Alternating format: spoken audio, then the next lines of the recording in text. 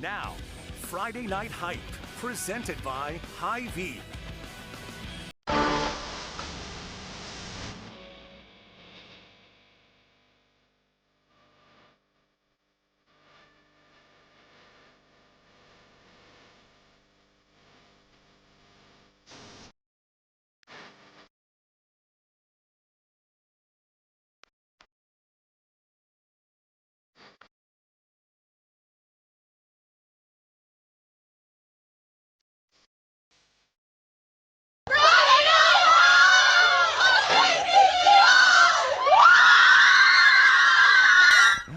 Oh, what a fun Friday night it was out there across central Iowa. Welcome to the show, everybody. We had our crews spread out and about and saw some fantastic games and some great action out there. Shout out to the Pella Color Guard. We'll get to Pella's big game later on in the show, but we're going to start with our game of the week because this was a big one. Shannon Earhart joining us now live at Ankeny Stadium for a little Battle of Ankeny. Shannon? Scott, there's nothing like a crosstown rivalry, especially when all the fans are into it. This place was a sellout. It was totally packed. It's empty now, and actually the fans of the winning team, which I'm not going to spoil, stayed on the field here until about 9:55. They had to usher everybody out, so now it's just me and my photographer standing out here. Let's get right to the highlights. We'll talk about how this game went. Very intense. We knew it was going to be. This one's for bragging rights, and these guys are locked in. Ankeny took an early 3-0 lead with a 42-yard field goal. That was Camden Ganall dropping it right over the crossbar. And the Hawks would have the ball again. It's a direct snap to Kale Roush, but it's punched out by Houston Lucy and recovered by a host of Jaguars. On the ensuing drive, Brecken Miller hands off to J.J. Morgan. Watch him shift gears into sport mode. He cruises right into the camera, and the Jags take a 7-3 lead. Second quarter, Miller looking downfield. He sends it. That's airmail, but to the wrong address. Daniel Frazee picks it off, and he'll run it to the 50 before getting out of bounds. There were 5 total turnovers in this game. 2nd and 12. Roush opens up the Ankeny bank account with a dime to Hayden Carlson. The Hawks cash in their first touchdown in the second quarter, and the score is 9-7. Let's go to the third quarter. Centennial turns it over in their own half, and Ankeny has the chance to capitalize. It's Daniel Larmy, the 5A rushing leader, scrambling for 6. Ankeny up 15-7. Centennial has the ball in enemy territory. It's J.J. Show Me Morgan into the corner of the end zone. He was out there cooking. Jaguars go for 2 to tie it, and that ball is lofted up for Cade Newman. No questioning the 6'6" tight end, and we are tied 15-15. Still in the third quarter. That's Dawson Whittinger flying down the sideline for the go-ahead score. It's now 22-15 Hawks. Fourth quarter. Ankeny has the ball within the Centennial 9. Larmy likes it, making a hole where there was none. The escape man makes this a 2-score game. There are 9 minutes left in the game. On 4th and 5, it should have been Miller time, but it is not.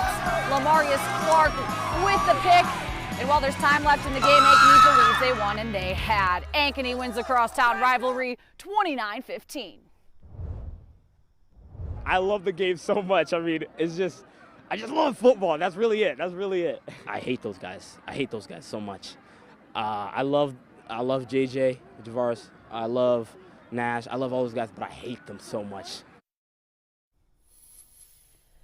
You can see the mixed emotion in his tone of voice. He says he loves the game, he hates the guys, but he loves some of them. He doesn't know what he's feeling. He just knows that he's happy to have gotten the victory. You know, Coach did say post-game that he's not happy with the way that they played, but it is a special moment, so they'll celebrate tonight, they'll celebrate tomorrow, and then back to practice on Sunday, Scott. All right, thank you, Shannon. Great job. Congrats to Ankeny. Waukee Northwest, the #1 team in 5A. Could they hold that top spot by beating Cedar Rapids Prairie on the road tonight? In a word, yes. And these highlights were pretty. 4 plays into the game, Mac Heitland showing off the cannon. Isaiah Oliver with one hand, making it look easy with a 62-yard touchdown. 7-0. Heitland leading one of the best passing teams in the state. This time, Elliott Combe. 29-yard touchdown. Defense looking good as well. Charlie Hemmer pounces on the fumble, and this was all Waukee Northwest all the time. They win a big one. 45-10. How about Iowa City Liberty, ranked number 2 in the state, wearing white tonight at Johnston. Lightning quarterback Reese Reddick runs the ball in for the opening touchdown. 7-0 Liberty. Johnston would respond here with a nice pass to Tino Day. Day's going to get them into field goal range. And that's going to be converted by Ricky Solis, downing on the field goal to cut it to a 7-3 ball game. And this one was close, and Johnston did pull it out, winning 27-24 over Iowa City Liberty. Big win for Johnston. Dowling at Valley Stadium, taking on 4-time defending state champ Southeast Polk, and this was not close. Quick pass outside to Dowling Sam Drexler. 58 yards later, it's 7-0 Maroons. Still in the first, it's 14-0. Southeast Polk has to punt it away. Drexler fields it 56 yards out, and he is flying. 21-0 in the first quarter, 45-14 the final. Dowling rolls. Valley went into its bag of tricks tonight at Waukee. I love this play. Future Louisville Cardinal Jaden McGregory on the sweep, gets it, and then decides to throw. That's right, to a wide open Jaden Brown with a little toe tap in the end zone. 7-0 Valley. Waukee did make it interesting. Beckett Baker with the QB sneak finds some room on the left side of the line. Despite being down by 25 at the half, they did cut it to 10 late, but Valley would put it away and win 42-31. When we come back, we've got the wild card and Carroll to get to, a monster showdown between Pella and North Polk, and we go to break with some action from the Centennial fans.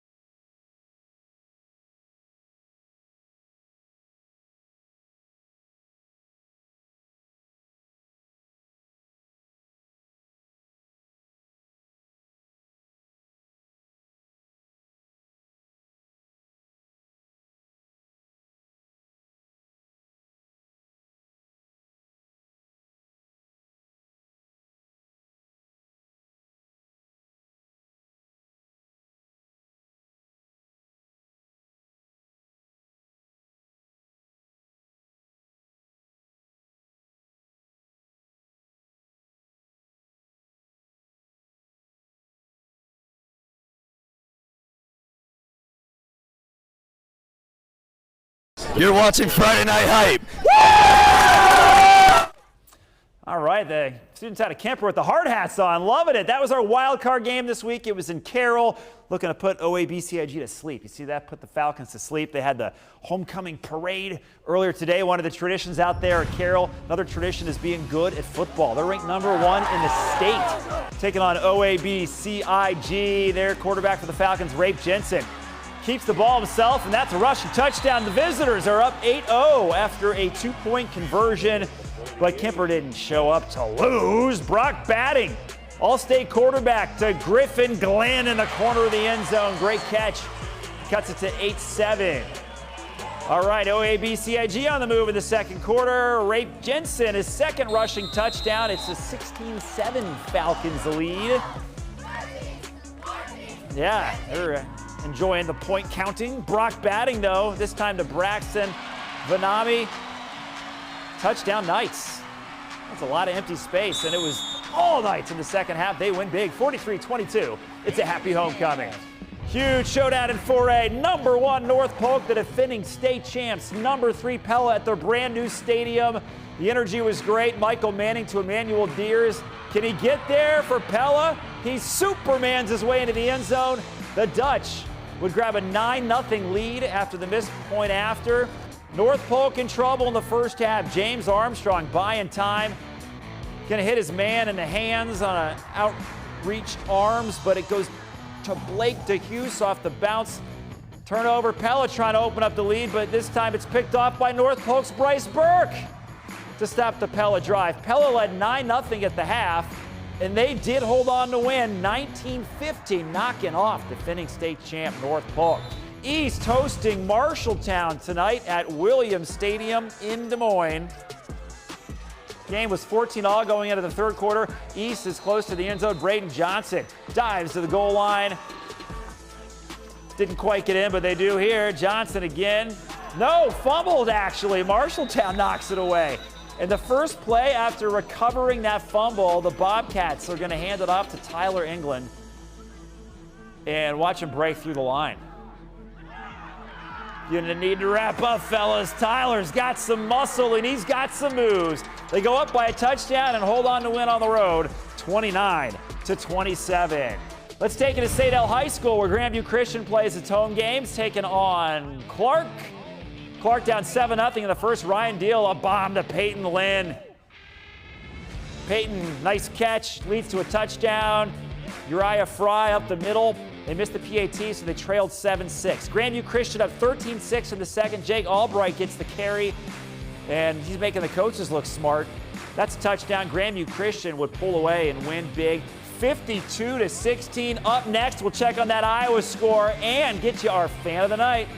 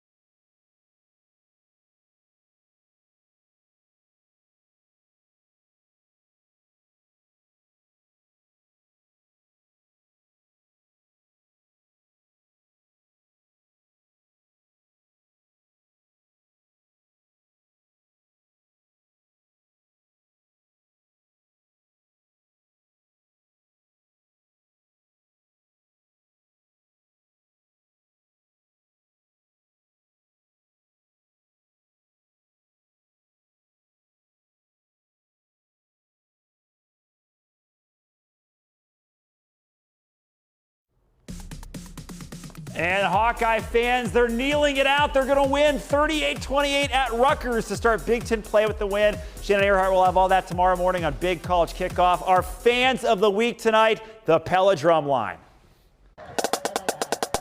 Friday Night Hype on KCCI.